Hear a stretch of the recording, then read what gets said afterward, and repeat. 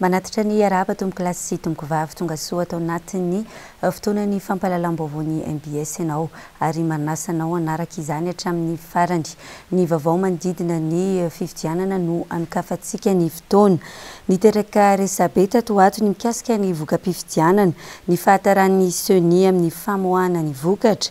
Maro araka izany ny olom-pirenena no miroro-saina amin'ny tsy fahafantarana intsony izay tokony hoenona.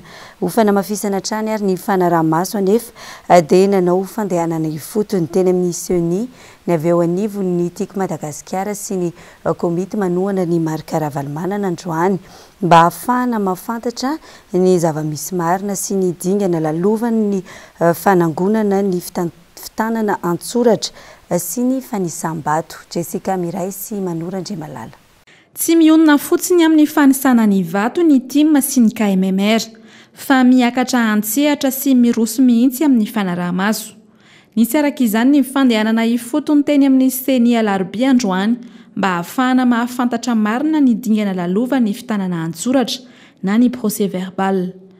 L'état le bureau de vote par bureau de vote hita hoe par district zany sasy CVD fa rehefa tonga ry le izy hoe tsy hita hoe ty le par bureau de vote zay zavatra zay zany tena hitanao efa hita am'izao zao efa hita izao hatramin'izay mihitsy efa misy affichage à tableau be anankiroa par bureau de vote dia indray récapitulatif national efa hatramin'ny voalohany hatramin'ny première mihitsy 7 novembre mihitsy zay. Par contre ny par district ny tsy mipoitra eo fa azo jerena ao anaty efa misy dispositif eo zany afaka jereny tsirairay par district le izy dia izay état zay koa misy sopona ndraikitra efa afaka akana an'izay raha ohatra ka afaka hijery an'izay tsika. Ho fanamafisana ihany koa ny mangarahary izay voizin'ny SENI hatramin'izay dia nangataka ny amin'ny tokony hanomezana ny valim-pifidianana isaky ny birao-pifidianana tsirairay avy ny avy amin'ny KMMR mba ahafahana mampitany vokatra avoakan'izy roa-tonta. Tongavana aty zany aloha zany zao hijery ny fomba fiasan'ny SENI. Hoe efa manana renseignement zay efa BDB mihitsy zany ny efa niakatra ny bureau ny CRMV, ny vokatry ny CRMV nakaty amin'ny SENI. Dia nijery zany zay tonga marina vela izy dia manahoana ny fomba fiasan'ny SENI mikarakara ireny pli isan-karazany avy any amin'ny faritra ireny. Zay zany ny antony natongavanay taty. Ny antony faharoa dia hiona amin'ny président SENI hanontany valiny zay hoe nisy fangatahana tsoratra nataonay avelao zay ahazo ny birao ny résultat bureau de vote par bureau de vote. Hatramin'izao zany tsy nahazo zay. Ny président zany tsy afaka nandray anay noho ny asa BDB dia nomeny vice président zay ary vice président dia niteny hoe enonay ny fangatahanareo ary ho ampitainay amin'ny mpanapa-kevitra. Izay tonga dia miteny avy hatrany hoe raha oviana le valiny azo amin'ny fanapa-kevitra. Manantitrantitra nefa izay fa tamin'ny fivoriam-be assemblée générale dia nanome ny président SENI nanome promesse izy hoe mahazo malalaka mijery ary mahazo ny résultat bureau de vote par bureau de vote hanaja ny transparence ny SENI. Amin'izao fotoan'izao zay lasa ampifilafilaina sokafana tapenana ohatrany zany ny fomba azahoanay ny résultat amin'izao fotoan'izao ary dia résultat par bureau de vote affiché mihodina isaky ny 10 secondes no hitanay ery amin'ny rindrina ery 10 secondes tsy afahana manao résultat nahoana ary raha kasary azay tsy ho vita ao anatin'izay fepotona apetraky ny lalàna ny fikarakarana ny kojakoja rehetra amin'izany 24 000 bureau de vote zany raha ohatra ka alaina sary dia mbola averina dika tanana indray rehefa aveo. Ny angatahanay dia tsotra fichier électronique Excel tsy mangataka amin'ny programme ny SENI zay fichier électronique Excel bureau de vote par bureau de vote ny voka-pifidianana. Mijanona eo zay tsy miditra amin'ny resaka fomba fitantanan'ny SENI zay fa résultat bureau de vote par bureau de vote no angatahanay. Tsy nahafa-po araka izany ny fangatahana ary tsy mbola nisy ny fanapahan-kevitra avy amin'ny SENI fa raha ny fanazavana azo dia mandray hatrany ny fitarainana izy ireo ary ampita izany amin'ny tompona andraikitra mahefa. Ho fanaraha-maso izay voka-pifidianana izay hatrany dia miasa andro amanalina ihany koa ny avy eo anivon'ny Tiako Madagasikara sy ny KMMR efa nisy mihitsy ny ekipa mifandimby ary mijanona ao amin'ny SENI alarobia. Miasa miaraka amin'ny SENI izy ireo amin'ny fanisana sy ny fanaraha-maso ny valim-pifidianana. Efa nanomboka ny 7 novembre lasa teo izy ireo no nanomboka ny asa tao amin'ny SENI ary tsy hijanona izany ratsy mivaly ofisialy ny voka-pifidianana. Rahantsika avy hatrany fanadihadiany Jessica Miray sy Manorandre Malala. Ho fiaraha-misy lafa ihany koa ampangarahara ny voka-pifidianana dia anisany mirotsaka antsehatra amin'ny fanaraha-maso ny fanisambato ihany koa ny avy amin'ny TIM sy ny KMMR. Nanomboka ny alarobia hariva teo izy ireo no efa tany an-toerana. Izany hoe ny fotoana nanombohan'ny fanisambato. Miasa andro sy alina izy ireo ary efa misy ny ekipa mifandimby amin'izany. Izay tsara ny manamarika fa ekipa miasa an-tsitrapo avokoa fa tsy misy sandaina vola akory. Izay zany olona anankiroa no miandraikitra ny lehibe miandraikitra ny aty amin'ny senia dia mampiasa ankizy 10 isan'andro zay amin'ny atoandro dia 10 koa amin'ny alina dia mihodina 420 ora isaky ny 420 ora azo lazaina fa matory klasy mandry aty amin'ny senia mihitsy zay ankehitriny manaraka ny voka-pifidianana isan'andro zay avoaka ny senia isaky ny 10 secondes ny bureau de vote par bureau de vote. Bénévolat daholo ny anay aloha hatreto ny ankizy miara-miasa aminay dia tsisy mandray karama. Olana amin'ny fanatanterahana ny asan'ireto ekipa ireto kosa amin'izao ny tsy fananan'izy ireo fahafahana maka ny voka-pifidianana isaky ny birao-pifidianana mba ahafahana mampitady koa ny vokatra avoakan'izy ireo sy ny vokatra avy amin'ny senia. Tiako marihana eto fa io bureau de vote par bureau de vote avoakan'io tsy homeny tsy azo téléchargenay le izy fa raisina noty tsiraray eo amin'io tableau io zay mahatonga ny ekipa ny KMMR sy ny TIM janona aty mihitsy. Tsara hatrany ny mampahafantatra fa tsy mbola ny vokatra ofisialy akory no avoakan'ny senia amin'izao fa mbola vokatra vonjimaika ihany. Raha ny tatitra nampitaina teto amin'ny fampahalalam-baovao ny MBS hatrany dia manana 5 andro ny avy amin'ny SRMV amin'ny fanangonana ny fitanana an-tsoratra isaky ny birao fandatsaham-bato manerana ny nosy ary manana 7 andro ny senia amin'ny fikirakirana ireo fitanana an-tsoratra ireo. Izany hoe amin'ny 7 ny volana novambra izao no vinanina ivoaka ny valim-pifidianana vonjimaika avy amin'ny senia. Fa maro tokoa ireo tsy fahatomombanana tamin'ny fanatontosana ny fifidianana tamin'ny 7 novambra lasa teo izay saika hita nanerana ny nosy. Endrika maro no nisehoany izany tsy fahatomombanana izany ary tsy andeha lavitra isika fa andeha hoe tsy amin'ny boribory tany fahaefatra. Fanadidiny Rina Rabemananjara. Matombotombo sy miseho milany ny fitarainana sy ny fimenomenomana etseroa dia miariary ny tsy fahatomombanana tamin'ny fikarakarana ny fifidianana tamin'ny alarobia 7 novambra lasa teo. Izany tsy fahatomombanana izany dia saika hita nanerana ny nosy. Tsy andeha lavitra isika fa hoeto Antananarivo renivohitra ihany. Taony nahitana sefokotany manome ordonnance ho an'ny olona tsy manana kara-panondro. Tao koa ny fitanana an-tsoratra izay tsy hita ny nanjavonany. Mangony fotsiny ny fisian'ny olona mifidy amin'ny alalan'ny fanamarinam-ponenana na ny certificat de résidence. Saika olana ny iraisan'ny maro ihany koa nandritra iny fifidianana tamin'ny alarobia 7 novambra iny ny tsy fahatomombanana teo amin'ny lisy-pifidianana. Tetsy amin'ny boribory tany fahaefatra dia saika nahitana an'ireo olana ireo avokoa ka tsy azo ny saina visavisaina mihitsy ny mitranga any amin'ny toerana lavitra. Na ny eto Antananarivo renivohitra aza nahitana an'izay karazana tsy fahatomombanana izay. Za tompoko dia anisan'ny délégué de vote tao amin'ny salle 3 tao ouest Mananjara.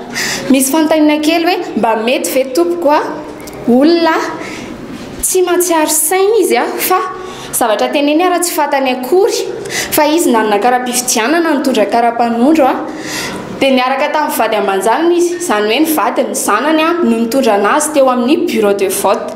Rehefa tonga teo izy dia tsy nandray stylo izy fa ny zanany nanao ny soni, ny zanany no nitondra anazy tany isoloir, ity zanany zany nandray an'ilay hoe manao an'ilay safidy. Na nandatsaka ny vato ny tao anaty urne raha tsy izy fa ny zanany tompoko nanao azy zavatra. Ilay olona zany nentina fotsiny présentation hoe ty olona fidy fa nanao ny ady tokony ataony amin'ny maha olona fidy azy zanany nanao an'ny zavatra iny. Izy ny tena mamea lalana ny président fokotany ame ordonnance ny olona manana kara-pifidianana fa tsy manana kara-panondro zay anerena ny délégué candidat tsy maintsy anaika an'izay zavatra zay. Ny faharoa dia teo amin'ny resaka fandaminana zany nisy olana mihitsy nle hoe carnet ny bulletin unique zany a tokony hojereny rehetrarehetra miaraka amin'ny solotenany mpifidy a miaraka amin'ny délégué ny bureau de vote hoe tsy misy a fa izany hoe tsy misy osoka zany a le carnet le bulletin tokana nefa ny io zavatra io a tsy misy mahazo mijereny io zany fa ohatran'ny konkonony zareo le izy ary amin'ny andro alina tamin'ray alina ny tonga tao amin'ny fokotany a le bulletin tokana zany tsy fantatra zay zavatra efa nisy tao zany na ahoana fa tsy afaka manamarina zany ny solotenan'ny candidat rehefa natao ny fifidianana zavatra tsingna mba angatahako fotsiny zany a naninona le olona tamin'ny 2015 fidy be ny tanàna tsy tafiditra tao anaty lista daholo fa le olona vaovao karapanondro a no nahazo kara-pifidianana be da be ny olona tsy tena nitaraina hoe tsy nahazo kara-pifidianana nefa koa tokony mba tsy ny anana zareo zany le kara-pifidianana tamin'ny 2015 fa tokony mba nampidirina fa tena be da be ny olona tsy mifidy teo amin'ny fokotany nisy anay nefa ny akizy mbola vita kara-panondro vo 10 volana reny tafiditra tao anaty lista daholo nisy olona nitondra taratasy teo amin'ny braonay zany dia nanontaniako izy hoe taisy ty taratasy ty le izy zany résidence dia hoe taratasy ty dia nameny président ny fokotany anay ty ahafahana mifidy dia jereko nefa le kara-pifidianany a tao amin'ny bureau de vote 4 za hoe ianao a tsy afaka mifidy amin'ity ianao fa tsy manan-kery ty meny président ty ozy izy dia nalefako tany amin'ny 4 izy dia zotomin'le délégué tao amin'ny 4 moa le taratasy hoe tsy mahazo mifidy dia zay zany zavatra tena mahagaganay hoe alalana avy ay zany ahafahan'ny président fokotany manome le résidence ho an'le olona mifidy le résidence io koa nefa ny zavatra mahagaga tsy nisy loatrano fa anaran'le olona fotsiny reny very lalàna misy olona tsy manana kara-panondro fa manana kara-pifidianana mahazo taratasy avy amin'ny sevo fokotany zay mpiara-miasa aminy tao a nahazo alalana hoe hifidy ao amin'le fokotany aiza moa ny alalanay tompoko hoe olona ao amin'ny fokotaninay lisitra ao amin'ny fokotaninay olona io tsy fantatray ny zavatra misy koa nefany a be loatra le kara-pifidianana miparitaka be tamin'ity fotoana ity ny maty mahazo ny olona anankiray mahazo anankiroa zavatra tsy mitombina mihitsy a iny moa tsy hitanay zay ambara amin'io fa mba tiana ho fantatra fotsiny hoe iza zany a ny olona manome alalana afaka manome an'le taratasy kely an'le sevo fokotany amenan'le olona anankiray afaka hifidy solo ny kara-panondro arak'izay dia hitantsika tokoa fa maro ary be loatra ireo zavatra tsy manjary a ny tsy fanaran-dalàna atao amina bureau de vote a oesta mananjary a sy ny sisa tao boribory tamin'ny fahefatra koa eto zay dia manainga ny seni manaingina ny tompona ndraikitra rehetra tokony ho foanana ny bureau de vote a zay misy an'izany a anomalie be deaibe zany ary eto a dia miteny amintsika hoe misy ary ny PV zay tsy hitanana alehany fa nainina ve zany sa fatahorana koa eto ny tenako mahasolo-mba vaomoaka voafidy teo mboribory tamin'ny fahefatra dia manao antso fa tsy milamina ty fifidianana ty tompo koa misy bureau de vote maro be loatra ny anomalie atramina hoe olona mifidy afaka mifidy a amina certificat de résidence azo atao ve zany ny olona rehetra atao anatin'le bureau de vote dia numéro anankiray candidat anankiray zay ny maro be tao zay no zatra nitranga atao moesta mananjary tsy manaiky zay tompo koa tokony raisina ny fiapetra fa misy kosa ny lamina tsy maintsy arahana rehefa tonga etsy amin'ny foibeny KMMR etsy Belera ny candidat Marc Ravalomanana ny antota taratasy mirakitra ny fitanana antsoratra sy avy amin'ny birao-pifidianana manerana ny nosy andeha raha antsika ny mahakasika izay entiny Rina Rabemananjara manaraka dingana maro samihafa ny fitanana antsoratra na ny PV izay tonga etsy amin'ny QG Belera ao amin'ny foibe ho an'ny candidat Marc Ravalomanana.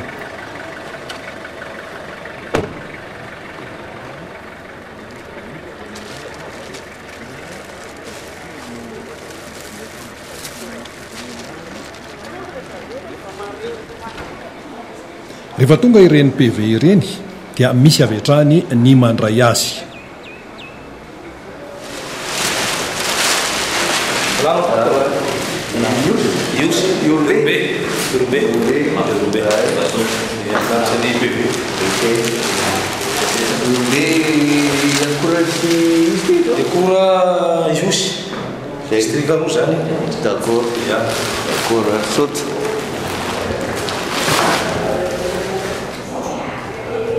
eny fanadina fatovavity vinany faritra district fanadina district fanadina fanadina zany ya so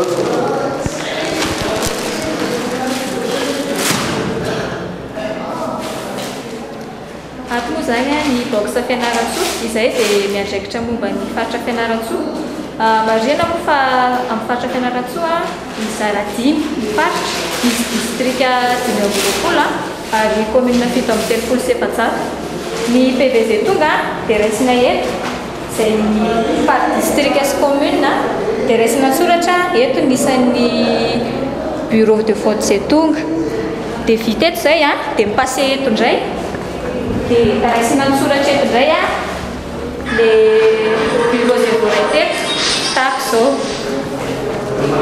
ity zao ohatra faritra vatovavy vinany district amin'ny Mananjara dia zay voaray dia misy fiche ohatr' zao dia raisina soratra eto hoe efa voaray ohatr' zao zany marika efa voaray dia toy zany mbola tsy voaray dia vita eto izay dia atao saisie any ambony reto no commune ao amin'ilay izy dia zay efa voaray zany asiana point ohatr' zao dia ity no entina miakatra any ambony avy eo ataon'ny église saisie. Rehefa vita izay dia mandeha makao amin'ny fanaovana ny saisie ny antotany taratasy ary dia ao indray no anantanterahana an'izay saisie izay. Amin'ny service informatique dia menany zareo mpanao saisie le PV dia eto fotsiny izy no mijery hoe reto le voaray dia reto no ataony saisie ao anatin'le machine dia vita eto izay vita saisie dia makany amin'ny legal team amin'izay dia izy no manao ny contrôle rehetra. 3 2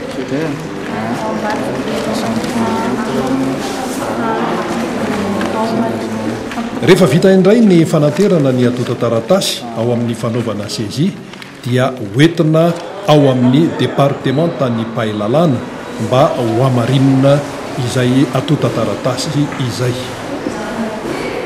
Rehefa tonga atao amin'ny legal team ny PV avy any amin'ny mpanao saisie dia atao amin'izay izy mitraité mijery ny régularité sy ny mahatomombana sy tsy mahatomombana zany ny fifidianana tany amin'ny fifidianana tsirairay avy. Rehefa traiténay ato nefa ny PV dia tsy tazominay ato fa afindrany amina toerana confidentiel mba hampara en sécurité an'le PV. Manoloana ny toedrarà misy eto amin'ny firenena kosa ankehitriny dia nivoaka tamin'ny fahanginana ireo mpikambana eo anivon'ny antoko HVM omaly nasongadin'izy ireo nandritry ny fanambarany ny tsy fahatomombanana ny fizotry ny fifidianana tsikaritra ny osoka sy ny fifidianana ny safidim-bahoaka nandritry ny fifidianana ny 7 novambra lasa teo. Eo ihany koa ny fampiasana vola nofotsiana mba handrafetana ny valim-pifidianana miantso ny tompona ndraikitra mahefy izy ireo mba tsy raitsy kombakomba amin'ny fanaovana kolikoly ao anatin'izao fifidianana izao. Vaovao tateriny Edena Elia. Taorian'ny tatitra nataony ireo kandida sasany, taorian'ny tatitra nataony ireo mpanara-maso iraisam-pirenena maro mikasika ny fizotry ny fifidianana izay nitsikera manokana ny fomba nandanin'ny kandida iray volabe mba hiakarany eo amin'ny fitondrana dia nivoaka tamin'ny fahanginana ireo mpikambana eo anivony antoko HVM manohana ny kandida Rajaonarimampianina omaly. Maro ny lalao maloto miseho lany tao anatin'ity fifidianana ity, nanomboka ny fampelezan-kevitra ny datin'ny 7 novambra teo hatramin'izao fikirakirana ny valim-pifidianana izao. Ankoatra ireo lesoka hita ao anaty lisam-pifidianana sy ny kara-pifidianana dia tsikaritra reto antoko ireto ihany koa ny fanodigodinana ny safidim-bahoaka, tsy voahaja ny lalam-pifidianana, anjakan'ny kolikoly avolenta ny fandrafetana ny valim-pifidianana. Lasa fialokalofan'ny fiarovantena ny fandangarangana ny hoe tsy ambaratelo ny latsabato secret du vote. Fa ny tena marina dia ny fampiasana vola tsy tompo tsy forohana nentina namadiana ny safidin'ny olona. Nanjaka ny fampiasana vola tsy tompo tsy forohana ny vidianana ny safidin'ny olona. Manararaotra ny fahantrahan'ny malagasy zany.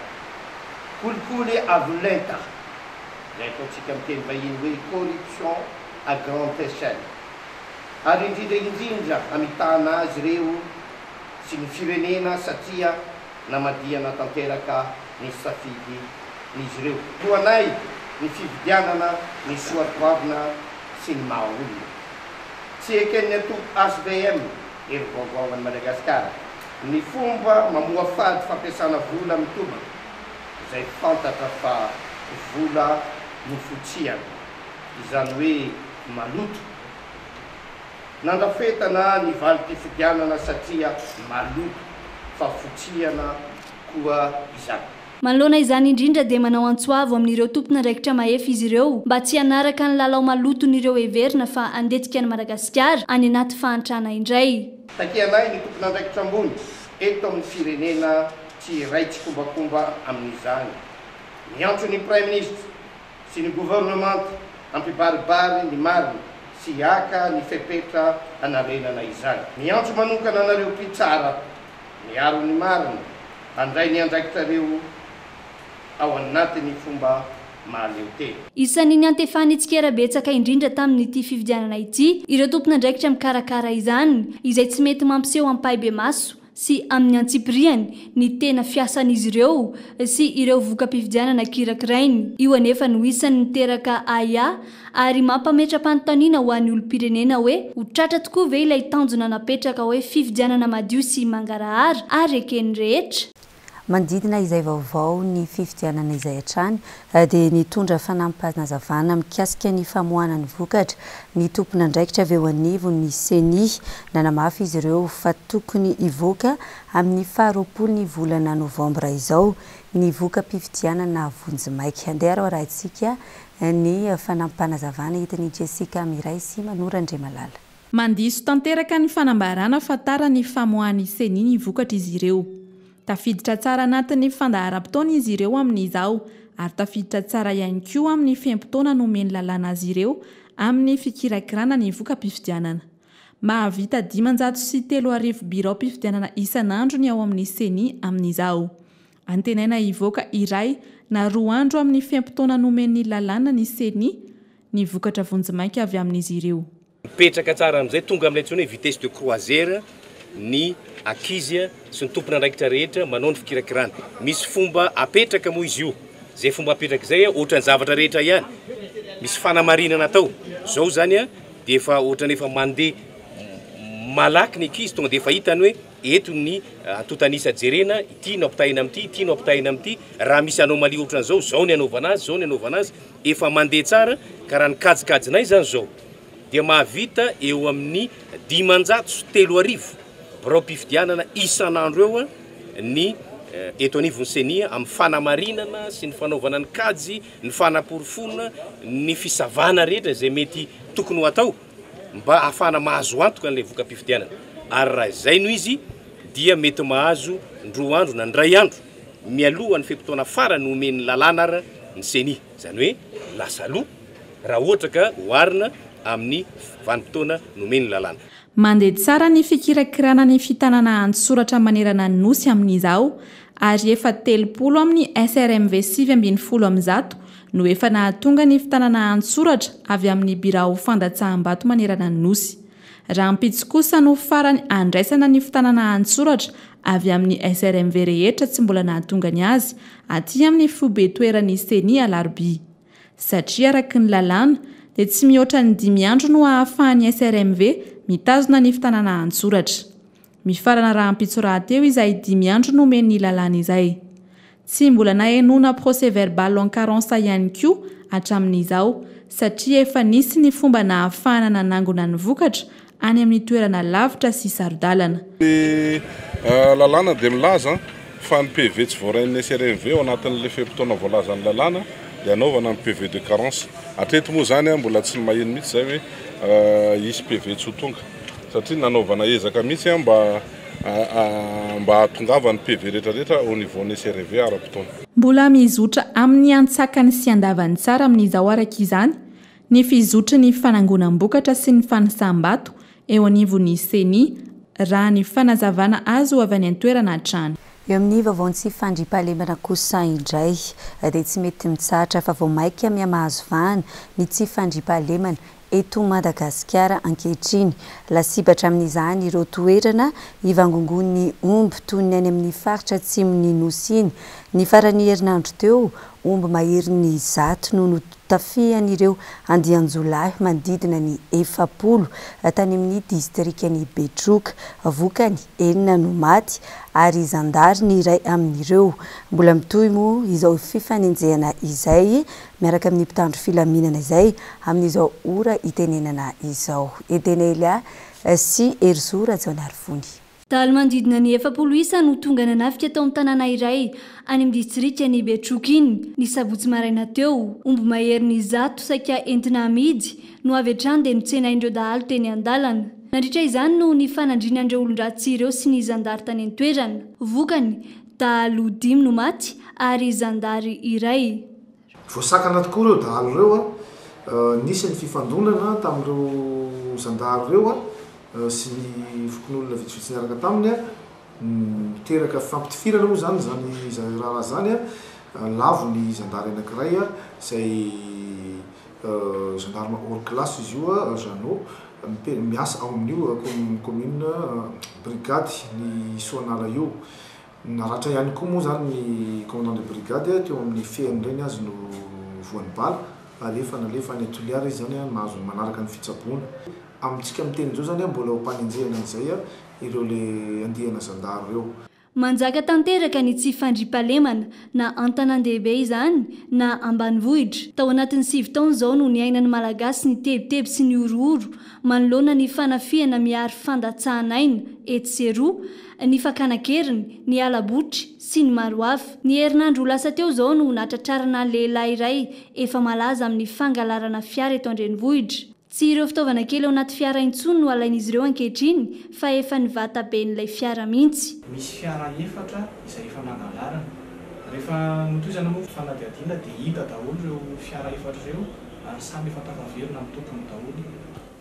Marihana moa fa dia mitovy hatrany ny fomba fangalaran'ireto jiolahy reto fiara toy ny hoe mody rano mivoaka ny sofera manalavitra ny fiara ka ao anatin'izay fotoana izay nitondrany reto jiolahy ny fiara mitsoka ary fantatra koa fa fiara efa somary nazoazo taona natranainy no manavanana ireto jiolahy reto toy ny taxi, express, izay zavatra hatranaineny afahany varotra azy mora. Na dia efa misy aza ny fandraisana andraikitra ireo mpitandro filaminana manoloana ity tsy fandriampahalemana ity.